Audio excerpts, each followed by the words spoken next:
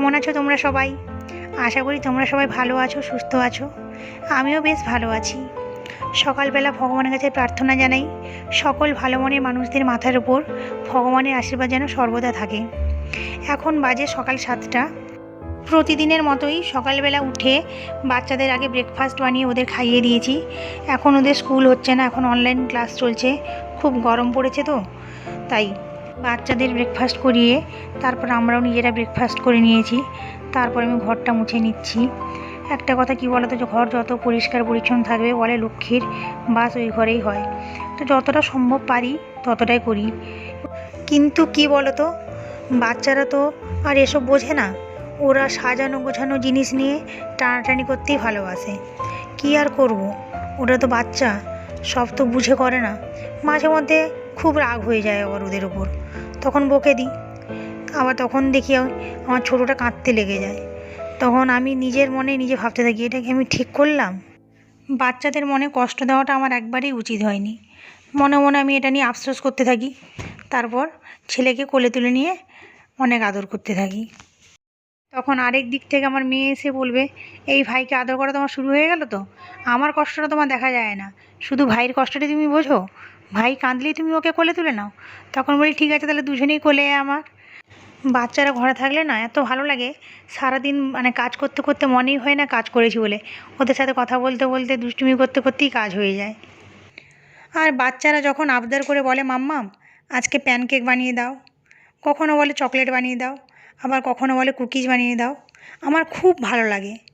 আমি তখন সাথে সাথে বানিয়ে দিই, কারণ আমার রান্না করতে খুব ভালো লাগে। রান্না করে সবাইকে খাওয়াতে আমি খুব ভালোবাসি। আমার রিলেটিভরাও জানে আমি রান্না করে খাওয়াতে খুব ভালোবাসি। তাই ওরা মাঝে মধ্যেই বলে থাকে যে আজকে আমি তোর বাড়ি যাচ্ছি, এই রেসিপিটা বানিয়ে রাখিস। আমার মন তখন খুশিতে ভরে যায়। কারোর জন্য কিছু করতে পারলে আমার খুব ভালো লাগে। আমি মনে খুব আনন্দ পাই। কারোর মনে আমি কখনো কষ্ট দিতে পারি না। কষ্ট দিলে আমার নিজেরই খারাপ লাগে, আমার নিজের চোখে জল চলে আসে। তোমাদের সাথে কথা বলতে বলতে আমার ঘর মোছাও হয়ে গেছে, বাসন মাজাও হয়ে গেছে, ডাস্টিংটাও হয়ে এসছে প্রায়।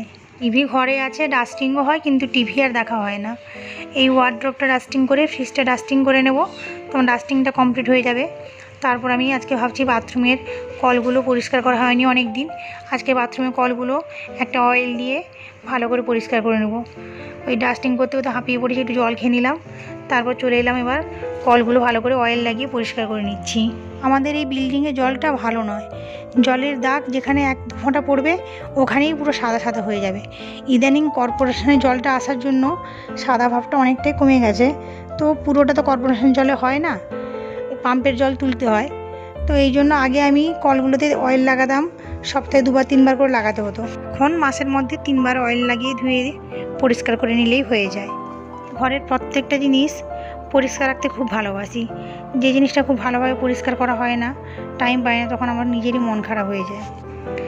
তোমরা যারা আমার ভিডিও প্রতিদিন দেখছো, আমার পাশে আছো, তোমাদের জানাই অসংখ্য ধন্যবাদ। আমার চ্যানেল যারা সাবস্ক্রাইব করেছো, তোমাদেরকেও জানাই আবারও একবার অসংখ্য ধন্যবাদ। এইভাবে তোমরা আমার পাশে থেকো, সাথে থেকো। যারা আমার চ্যানেল এখনও সাবস্ক্রাইব করোনি, তোমাদের যদি এই ব্লগটা ভালো লাগে তাহলে তোমরা সাবস্ক্রাইব করে দিও। বাথরুমের কলগুলো পরিষ্কার করে এসে এবার রান্না করে নিয়েছি। চিচিঙ্গার তরকারি করেছি, উচ্ছা ভেজেছি, আর সকালবেলা ওই যে ঢ্যাঁড়সের তরকারি, পাবদা মাছের ঝোল বানিয়েছি। বাচ্চাদের অনলাইন ক্লাস হয়ে গেছে, তাই ওদের জন্য জুস বানিয়ে নিয়ে এসেছি, আর কিছু ফ্রুটস আছে, কাজু বরফি নিয়ে এসেছি, ওরা খাচ্ছে। চল হাঁ কর, পায়েস খেয়ে নে। না, আমার এখন পায়েস ভালো লাগে না। এই বাবা, ঠাকুরের পায়েস, এটা গোপাল ঠাকুরের পায়েস। তুই ছোটোবেলায় পুরো ছোট্ট যখন গোপাল ছিলি, কি সুন্দর তোকে পায়েস খাইয়ে দিতাম, তুই বলতিস না আমাকে জড়িয়েছিল, মাম্মাম আমি পায়েস খাবো। তো এখন কি হয়েছে? এখন আমি শিব ঠাকুর হয়ে গেছি বলে, আমি এখন দুর্গামা হয়ে গেছি বলে। একবার শিব ঠাকুর হয়ে গেছিস, একবার দুর্গামা হয়ে গেছিস। না, আমি শুধু দুর্গামাই হয়ে গেছি। তুই দুর্গামা হয়ে গেছিস?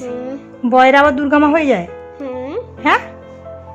আর এখন না দুর্গামারা শিব ঠাকুরের মতন কিছু একটা পরে থাকে।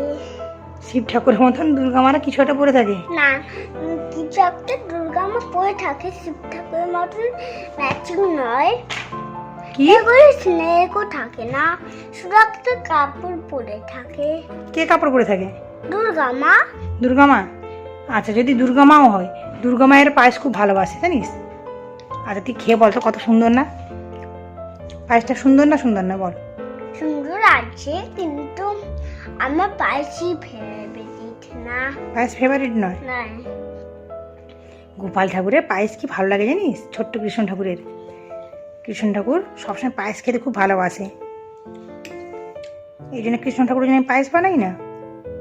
হুম, বাবা তুই তো ছোট্ট গোপাল একটা, আমি তো এতদিন তোকে গোপাল বলে ডাকতাম, এখন কি তাহলে তোকে দুর্গা মা বলবো? হুম, আর দুষ্টুমো করছিস কেন? ফোনে বারবার হাত দিচ্ছিস কেন তুই? না ফোনে হাত দিয়েছি। তোকে বারবার বলিস না ফোনে হাত দিবি না? হুম, আবার কি হলো? আবার একটা ফোন নিয়েছিস? চলো হাঁ করো। তাড়াতাড়ি খেন, তাড়াতাড়ি খেয়ে নাও। খেয়ে নিলে ছাদে যাব, গাছে জল দিতে যাব, তারপর তোকে মার্কেটে নিয়ে যাবো। তুই আইসক্রিম খাবি বলছিলি না, তোর জন্য একটা ভালো আইসক্রিম এনে দেবো। তাড়াতাড়ি খেয়ে নে, নে নে হাঁ কর। ফোনটা রেখে দেখুন, দুষ্টুমি করিস না, সারাক্ষণ খালি ফোন দেখা। চল চল চল হাঁ কর, হাঁ কর।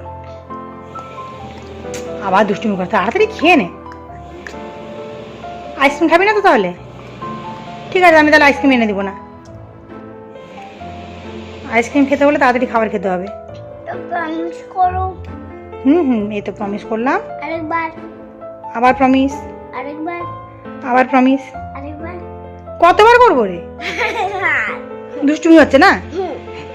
3 টাইমস প্রমিস করছি। আচ্ছা ঠিক আছে ঠিক আছে, আবার প্রমিস করছি, আবার প্রমিস করছি। আচ্ছা এই তো আবার প্রমিস করলাম। হ্যাঁ আরেকবার। আচ্ছা আবার প্রমিস করছি, আইসক্রিম এনে দেবো। এটা লাস্ট টাইম। আচ্ছা আবার প্রমিস করলাম, এবার খেয়ে নে। চল চল তাড়াতাড়ি হাঁ। লাস্ট। আচ্ছা এটা নে হাতে। আচ্ছা আমার কথাটা শোন, আমি তো পায়েসটা হাতে ধরেছি, কি করে প্রমিস করবো বল? আগে ফিনিশ করে দে, তারপরে শোন শোন আমার কাছে শোন, আমার কাছে শোন। শোন বাবু শোন, আর স্টোরি বলবো। আয়, কোন স্টোরি শুনবি বল?